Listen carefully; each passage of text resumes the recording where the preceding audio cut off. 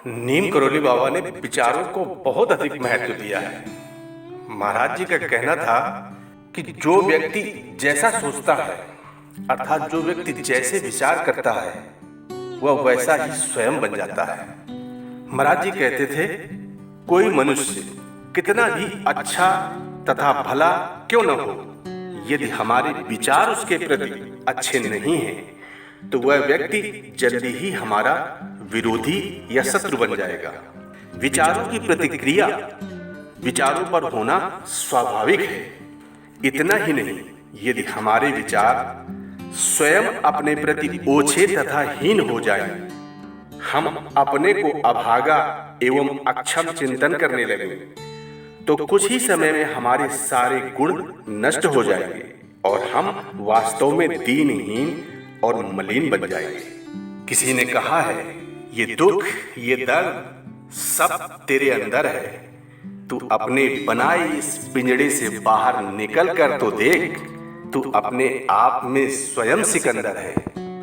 अगर विचारों की बात की जाए तो अंग्रेजी के प्रसिद्ध लेखक स्वर्ट अपने प्रत्येक जन्मदिन में काले और भद्दे कपड़े पहनकर शोक मनाया करते थे। वह कहते थे, अच्छा होता ये जीवन मुझे न मिलता, मैं दुनिया में न आता। इसके ठीक विपरीत अंधे कवि मिल्टन कहा करते थे, भगवान का शुक्रिया है, भगवान का धन्यवाद है, जिसने मुझे जीने का अमूल्य वरदान दिया। नेपोलियन बोनापार्ट ने अपने अंतिम दिनों में कहा था, अफसोस है कि मैंने जीवन का एक सप्ताह भी सुख शांति पूर्वक नहीं बिताया। जबकि उसे समृद्धि, ऐश्वर्य, संपत्ति, यश आदि की कोई कमी नहीं थी। सिकंदर महान भी अपने अंतिम जीवन में पश्चाताप करता हुआ ही मरा। जीवन में सुख, शांति, प्रसन्नता अथवा दुख, क्लेश, अशांति, पश्चाताप आदि का आधार मनुष्य के अपने विचार हैं, अन्य कोई नहीं। समृद्ध, ऐश्वर्य संपन्न जीवन में भी व्यक्ति गलत विचारों के कारण दुखी रहेगा और उत्कृष्ट विचारों से अभावग्रस्त जीवन में भी सुख, शांति, प्रसन्नता का अनुभव करेगा। ये एक सुनिश्चित तथ्य है। संसार एक शीशा है, इस पर हमारे विचारों की जैसी छाया पड़ेगी वैसा ही प्रतिबिंब दिखाई देगा।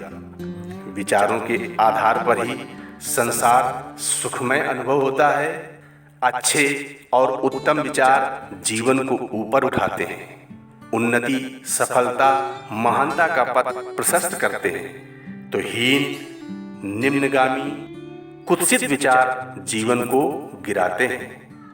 विचारों में अपार शक्ति है जो सदैव कर्म की प्रेरणा देती है।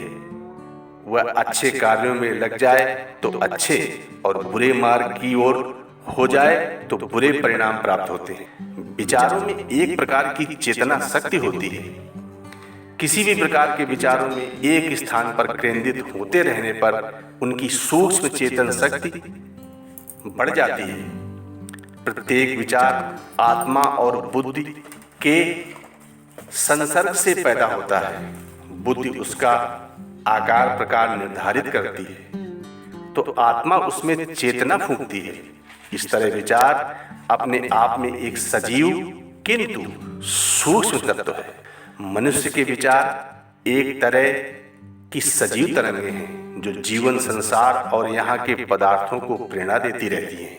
इन सजीव विचारों का जब केंद्रीकरण हो जाता है तो एक प्रचंड शक्ति का उद्भव होता है। स्वामी विवेकानंद ने विचारों की इस शक्ति का उल्लेख करते हुए बताया कि कोई व्यक्ति भले ही किसी गुफा में जाकर विचार करे और विचार करते करते ही वह मर जाए, तो वे विचार कुछ समय उपरांत गुफा की दीवारों का विच्छेद कर बाहर निकल पड़ेंगे और सर्वत्र फैल जाएंगे। ये विचार तब सबको प्रभावित करेंगे। मनुष्य जैसे विचार करता है उनकी सूक्ष्म तरंगें विश्व आकाश में फैल जाती हैं। समस्वभाव के पदार्थ एक दूसरे की ओर आकर्षित होते हैं। इस नियम के अनुसार उन विचारों के अनुकूल दूसरे विचार आकर्षित होते हैं और व्यक्ति को वैसी ही प्रेरणा देते हैं। एक ही तरह के विचार होते रहने पर प्रचंड शक्ति धारण कर लेते हैं और मनुष्य के जीवन में जादू की तरह प्रकाश डालते हैं। इसी तरह महाराज जी का भी कहना था, यदि आपको संसार में महापुरुष बनकर यश प्राप्त करना है तो आप जिस महापुरुष के सदृश होने की अभिलाषा रखते हैं उनका आदर्श सदा अपने सामने रखें। आप अपने मन में ये दृढ़ विश्वास जमा लें कि आप में अपने आदर्श की पूर्णता और कार्य संपादन शक्ति पर्याप्त मात्रा में मौजूद है। आप अपने मन से सब प्रकार की हीन भावना को हटा दें और मन में कभी निर्बलता, न्यूनता, असमर्थता और असफलता के विचारों को न आने दें। आप अपने आदर्श की पूर्ति हेतु मन, वचन, कर्म से पूर्ण दृढ़ता पूर्वक प्रयत्न करें और विश्वास रखें कि आपके प्रयत्न अंततः सफल होकर ही रहेंगे, क्योंकि तुलसीदास जी ने भी कहा है, जेहि के जेहि पर सत्य सन्नेहु, सो के ही मिले न कछु संदेह। महाराज जी कहते हैं, कुएं में मुंह करके आवाज देने पर वैसी ही प्रतिध्वनि उत्पन्न होती है। संसार भी इस कुएं की आवाज की तरह ही है। मनुष्य जैसा सोचता है, विचारता है, वैसी ही प्रतिक्रिया वातावरण में होती है। मनुष्य जैसा सोचता है वैसा ही उसके आसपास का वातावरण बन जाता है। मनुष्य के विचार शक्तिशाली चुंबक की तरह हैं, जो अपने समान धर्मी विचारों को अपनी ओर आकर्षित करते हैं और एक ही तरह के विचारों के होने पर वैसी ही क्रिया होती है और वैसे ही परिणाम प्राप्त होते हैं। विचार की प्रचंड शक्ति असीम, अमर्यादित अणुशक्ति से भी प्रबल है। विचार जब घनीभूत होकर संकल्प का रूप धारण कर लेता है तो स्वयं प्रकृति अपने नियमों का पालन करके भी उसको मार्ग देती है। इतना ही नहीं, उसके अनुकूल बन जाती है। मनुष्य जिस तरह के विचारों को आश्रय देता है उसके वैसे ही आदर्श, हाव भाव, रहन सहन ही नहीं, शरीर में तेज, मुद्रा आदि भी वैसी ही बन जाती है। जहाँ सद्विचार की प्रचुरता होगी वहाँ वैसा ही वातावरण बन जाएगा। ऋषियों के अहिंसा, सत्य, प्रेम, न्याय के विचारों से प्रभावित क्षेत्र में हिंसक पशु भी अपनी हिंसा छोड़कर अहिंसक पशुओं के साथ विचरण करते थे।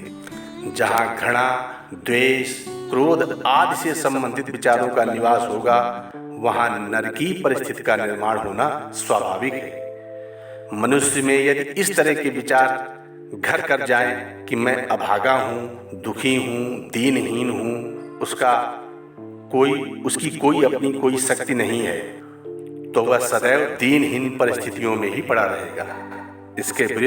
इसके विपरीत मनुष्य में सामर्थ्य, उत्साह, आत्मविश्वास, गौरव युक्त विचार होंगे तो प्रगति, उन्नति स्वयं ही अपना द्वार खोल देगी। जय नीम करोली बाबा।